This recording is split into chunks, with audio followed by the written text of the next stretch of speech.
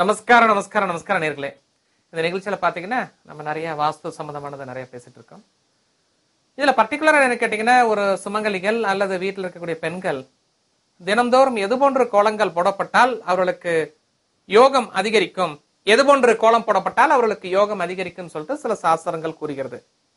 ஒரு திங்கட்கிழமை என்ன, அதாவது ஞாயிறு, திங்கள், செவ்வாய், புதன், வியாழன், வெள்ளி, சனிக்கிழமை எது போன்ற கோலங்கள் போடப்பட்டால் நல்லா இருக்குன்னு சொல்லிட்டு ஒரு கான்செப்ட் இருக்கு.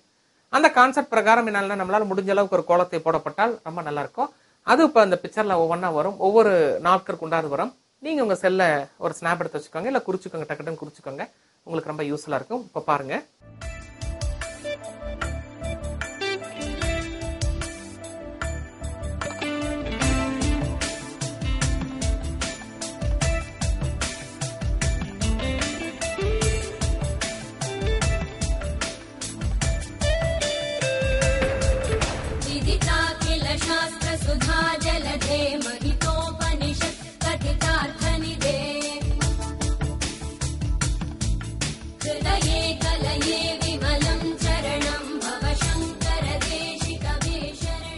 இப்படி அந்த கோலங்கள் என்னன்னு கேட்டீங்கன்னா, நீங்க அதுக்கு தகுந்த மாதிரி குறிச்சு வச்சுட்டு அந்த மாதிரி கோலங்களை நீங்க வீட்டில் போடப்பட்டால் கண்டிப்பாக உங்களுக்கு யோகம் உண்டு அப்படின்னு சொல்லிட்டு நம்முடைய மூதாதையர்கள் கொடுத்திருக்காங்க.